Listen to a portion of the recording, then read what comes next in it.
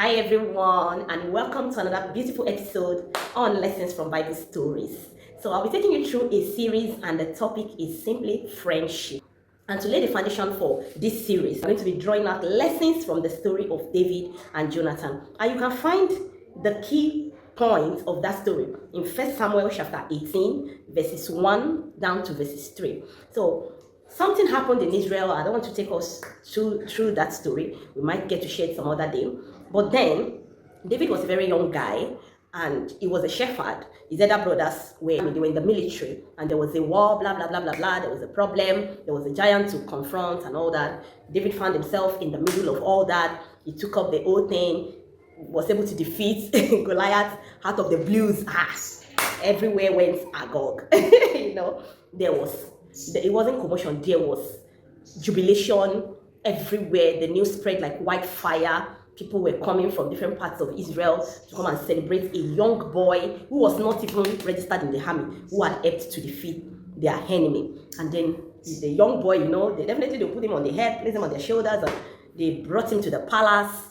Saul already made different promises. Whoever defeats Goliath, I'll do this, I'll do that, I'll give you this, I'll give you my daughter to marry. There were a lot of rewards waiting for the hero, the young David. And then something striking happened. The king had an heir to the throne, and his name is Jonathan. Jonathan was a prince. That means he was supposed to be the successor of Saul, his King Saul, his father. And he was just a very young boy too, like David. And while the celebration was going on, everybody was rejoicing. Jonathan fell in love with David. Say, oh, see this cute boy that helps us defeat the enemy. And the Bible said, Jonathan's heart God knitted with that of David. Jonathan loved David. Say, wow, I love this guy. I think he went close to him. They exchanged contacts. There was no mobile phone then, don't mind me. They got talking. Tell me more about yourself. They got, before you know it, they built friendship instantly. Jonathan brought things from himself, his armor, things that symbolized, that represented who he was, that represented his royalty, his position of royalty. He handed them over to David as a sign of, you are now a part of me. You are my friend. You are now my brother. This is a kind of, a strong bond. So the Bible said they established a very strong bond. And that was how David and Jonathan became friends. These are the kind of friend you say, friends that became brothers. They were not brothers by blood, but they bond together and became brother by friendship. Friendship is a very beautiful thing, and there are so many benefits of friendship. Friendship is from deep down the soul. The love, the kind of love that you have for someone, it begins to look like this person is your blood. Beyond that relationship that ties us via blood, then there is this bond that could bring strangers together, make them fall in love. And one of the things I think that attracted Jonathan was the fact that this is a young superhero, a focused guy, a dedicated guy. Even though he wasn't born into royalty, yet he's been able to do something that is remarkable and that is being celebrated. And then I think Jonathan found out that he looked at David, and I know he must have said, this is someone to move with. I could get to learn a lot of things from this person. So one attraction to friendship is value.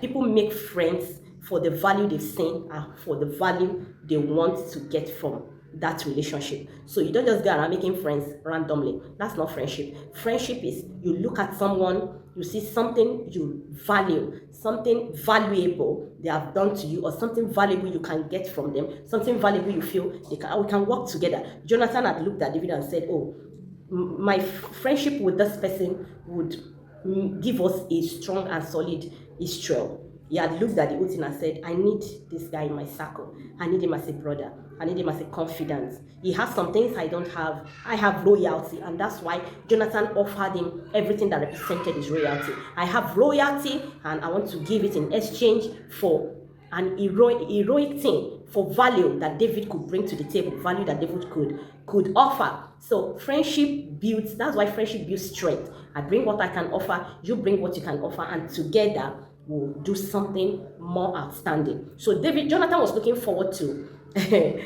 more beautiful days ahead with a friend like David in his corner. It wasn't from a selfish point of view at all. It was just from the act of love that he fell in love with everything that David had done, and he said, look, I think I can work with this soul. So Check your circle of friends today. What attracted, if I should ask, or if you permit me to ask, what attracted you to your friend? What did you see? What did you give? Or what have you given in exchange for what you want to receive from your friend? And are you mutual friends? Are there things that makes the friendship? If you want to talk about your friends today, what can you really say about your friend? How did the friendship start? Then, what value are you both bringing to the table? What better impacts have you both been able to make together as friends? Has there been ways your friend came handy? And has there been situations where you came handy for your friend? Okay, check this out and then you use it to rate the kind of friendship or the kind of friends you keep. I'll be right back, still on this friendship series. We have a long way to go. See you soon. Thank you. Bye.